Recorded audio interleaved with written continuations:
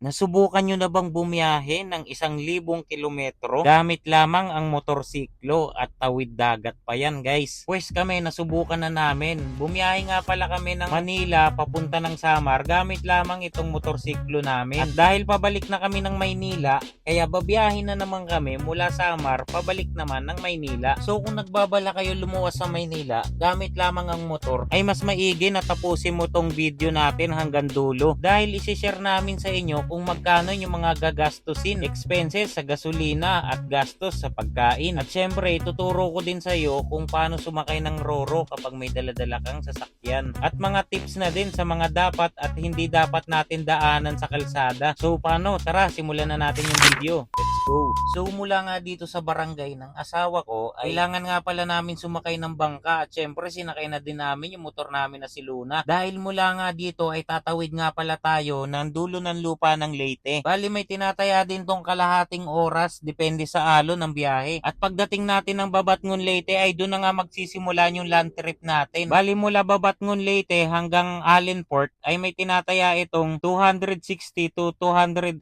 kilometer na distansyang layo na babiyahiin natin. At syempre bago natin simulan yung biyahe natin, humingi muna tayo ng gabay at basbas para ingatan tayo ng Panginoon sa biyahe natin. Wag natin kalimutan na magdasal kapag bumabiyahe tayo lalo't malayo dahil ito yung magiging sandata natin sa mga uri ng sakuna or disgrasya. At pagkatapos nga namin magdasal ay sinimulan na namin yung biyahe namin. Bali nag-take off nga pala kami dito ng 7:42 AM ng umaga. So dito guys binabaybay na namin yung kalsada papuntang Tacloban. First gas up nga namin ay dito sa may barangay Santo Niño. Para nga sa first gas stop natin ay gumastos tayo dyan ng 166 pesos. At pagkatapos ng isang oras natin na biyahe ay narating na nga din natin tong Tacloban City.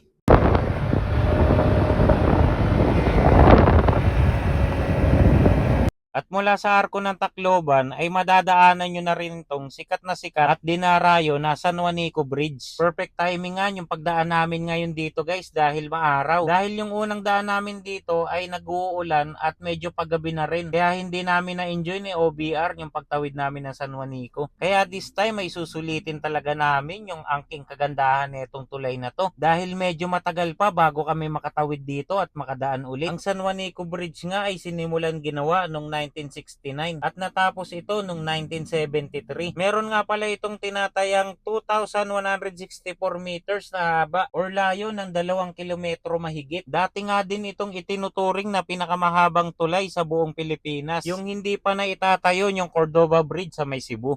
Pangalawang stopover namin ay dito sa Mayabong dahil napakarami nga na nagbebenta ng sisi dito na nakalagay sa bote kaya bumili na din kami.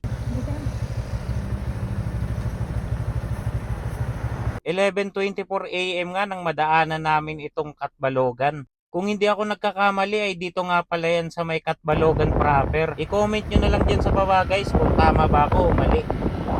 At 12:50 PM naman nang nakarating kami ng Gandara, Samar. At second gas stop namin ay dito na yan sa may Calbayog City sa may Trinidad. Nagbayad lang tayo dyan ng 168 pesos para sa ating second gas stop. 2:15 PM nang madaanan namin tong arko ng Malupalo. Alam ko dito na yan sa may Malayog. Sako pa rin yan ng Calbayog. At pagdaan nga namin dito sa barangay ng Malahog ay may nadaanan kaming napakalaking bato na gumuho galing sa taas ng bundok. Bunsod siguro to ng walang tigil na pag-ulan. Pasalamat na lang tayo na walang nadamay.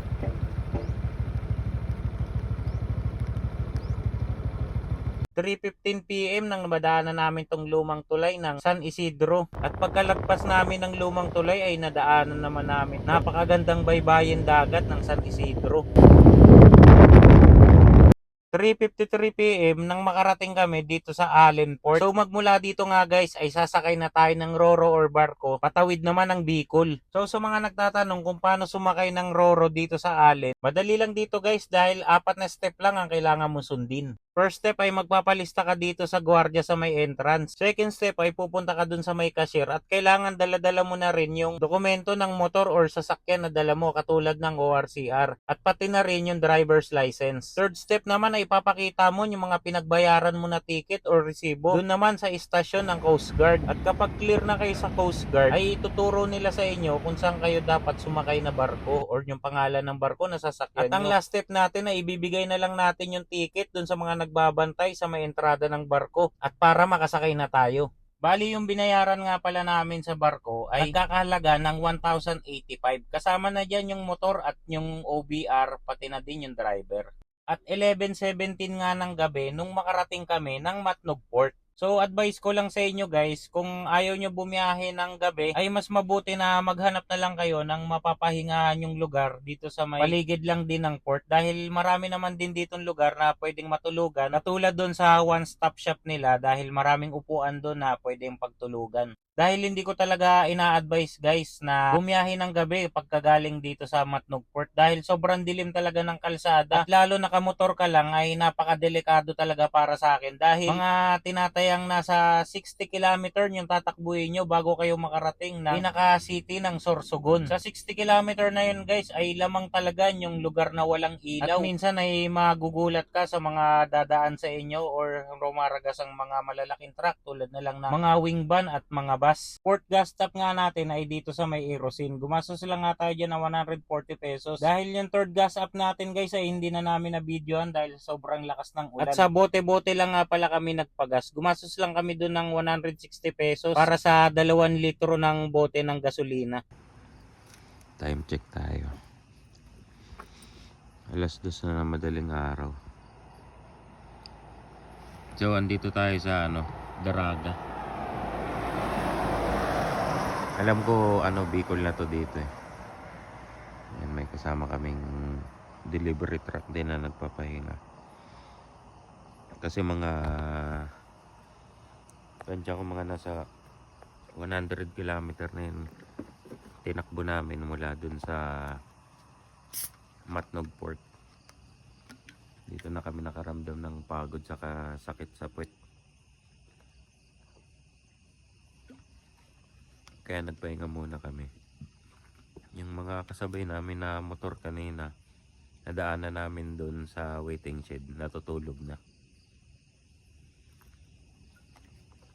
Mas masarap kasi magbiyahe ng ganitong oras kasi walang ganong kasabay. Medyo nakakatakot lang kasi kung makikita nyo, madilim talaga yung kalsada.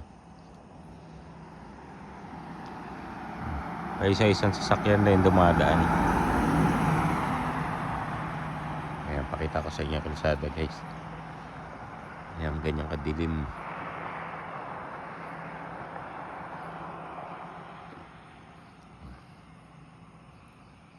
Ngayon, kung matatakotin ka o malabo yung mata mo, huwag mo nang pilitin bumiyahe ng ganitong oras kasi syempre para sa inyo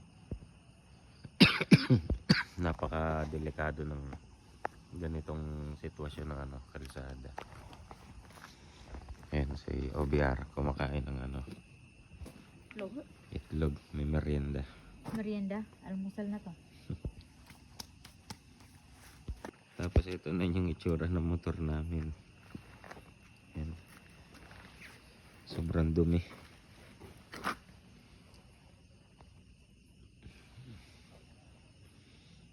Kasi grabing ulan sa Samar. Kaya nga, no?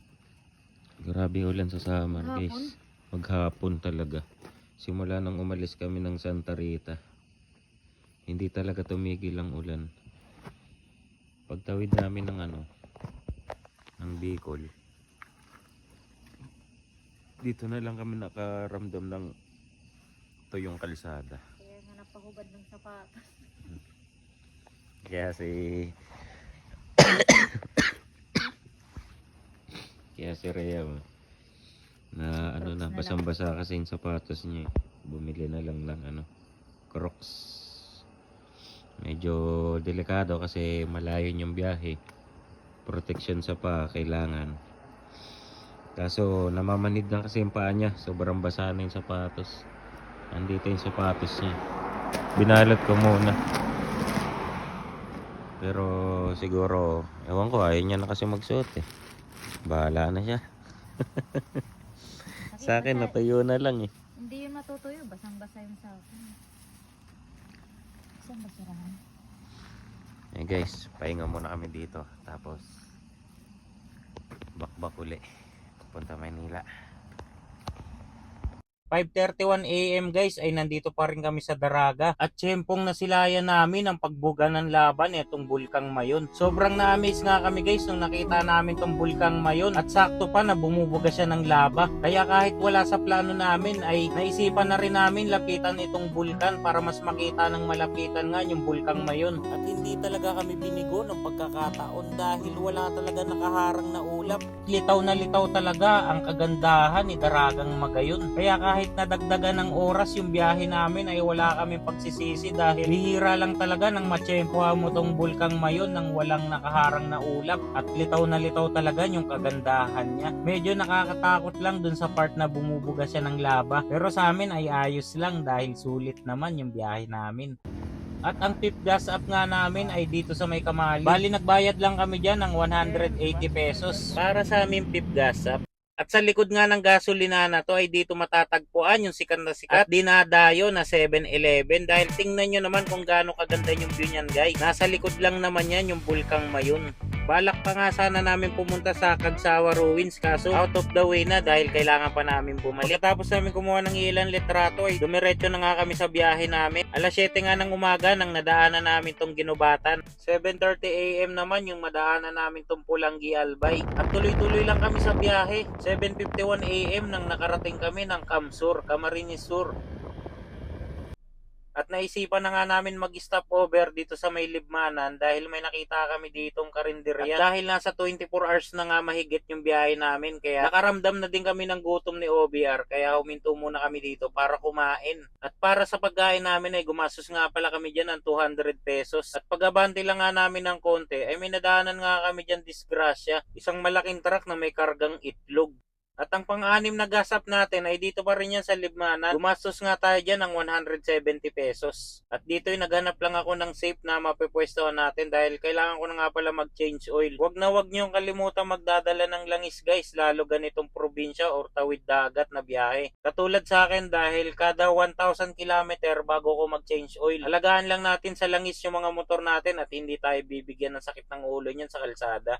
At dito'y alas 11 na ng umaga nung makarating kami ng Ragay. Alauna naman ng hapon nang madaanan namin ang Welcome Arc ng Bicolandia. Pagdadaan nga pala kayo ng Gumaka ay iwasan yung dumaan ng diversion road dahil lalo kayo mapapalayo guys, promise. Dahil dadaling kayo neto sa puros paahon at paakyat na bundok. Mas piliin yung dumaan dun sa may dinadaanan ng bus, sa may Atimonan, sa may Tabindagat. Yung may makikita kayong sikat na rebulto ng Serena dahil mas madali yung daan dun patag at dire-diretso lang. At ang pang-pitong gas up natin ay dito na yan sa may Kalawag. At gumastos tayo dyan ng 182 pesos. Yung unang punta nga namin ay hindi namin nadaanan itong Sirena na nakapatong sa malaking bato. At kung interesado kayo na malaman yung kwento ng Sirena na ito, meron nga pala tayong nakahiwalay na ginawang video para dyan guys. Hanapin nyo na lang sa page natin. Salamat. At gusto ko nga palang magpasalamat sa mga bago nating followers. Welcome na welcome po kayo dito sa page natin. At sa mga magigiting nating OFW na palagi din nanonood at nagko-comment sa mga video natin, maraming salamat po sa inyo. At mag-iingat po kayo palagi dyan.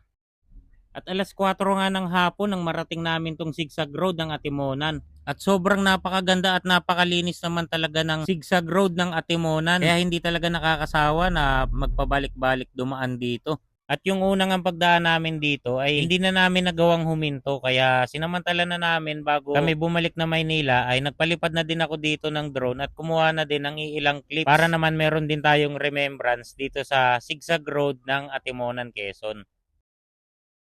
Alas 4:30 ng hapon nang makarating kami ng Pagbilao. At alas 5:15 naman ng hapon nang makarating kami ng bayan ng Lucena. At dito na nga din pala kami sa Lucena nagpagas at gumastos lang kami dyan ng 200 pesos. Hindi ko na lang na-videoan guys kasi nalobat yung camera na gamit natin. At 5:50 naman ng gabi nang makarating kami ng Candelaria, Quezon. At 6:40 naman ng gabi nang madaanan namin itong City of San Pablo. At inabutan na kami ng alas 10 ng gabi nung makarating kami ng Maynila. Dito nga pala yan sa may Pasay guys, sa may Rojas Boulevard. So ito na guys, yung iniintay ng lahat, magagastos reveal na tayo. Sa 8 gas stopover nga natin ay gumastos tayo dyan ng 1,366 pesos para sa atin gas consumption. At ang gastos naman natin ng pagsakay natin sa Roro kasama yung motor natin, driver, pati na rin yung OBR, gumastos lang kami ng 1,085.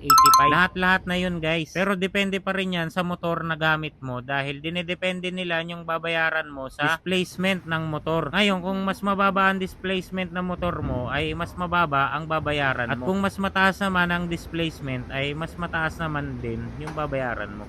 At para naman sa kabuuan ng lahat ng nagastos namin ng biyahe ng Samar to Manila ay gumastos lang tayo dyan ng 2,651 pesos guys. Kasama na dyan yung gas natin, pamasahe sa Roro. Sa pagkain naman guys ay nakatipid naman kami dahil nagbaon na kami ng nilagang itlog at adobong baboy. At pagdating naman sa mga tubig na maiinom ay pwede naman tayo manghingi sa mga kantin na maihintuan natin kung gusto nyo talaga makatipid. Lalong-lalo na banda dito sa Samar ay marami din talaga kayong madadaanan na bukal or yung mga host na nakalawit sa tabing kalsada lang na pinagkukunan din talaga ng mga lokal ng kanilang maiinom na tubig. Huwag kayong mag-alala guys dahil malinis naman yung mga inumin na tubig galing sa bukal at manamis-namis pa yan. Katulad nga ng sinabi ko dun sa nauna nating vlog nung umuwi tayo ng Samar, iwasan lang natin dumaan sa mga diversion road lalo na kapag gabi dahil sadyang napakadilim talaga ng kalsada at wala kang ganong kasabay na sasakyan at kukunti lang ang mga bahay na inyong madadaanan kaya kapag nasiraan tayo ay mahihirapan tayo humingi ng tulong. Mas mabuti na sa mga bayan-bayan na lang tayo dumaan guys. Lalo naman kapag gabi wala namang ganon traffic niyan. At tiyakpan yung kaligtasan natin. Dahil kung sakaling masiraan tayo ay madali tayo makakahingi ng tulong dahil marami namang kabahayan sa paligid at kahit papano ay may mga kasabay tayo na mga sasakyan. Mas maganda na doon na lang tayo magpahinga at magpalipas na lang tayo ng umaga. Dahil mula bayan ng Sorsogon ay meron pang 60 km na tatakbuhin bago ka makarating ng Matnog Port. Yung 60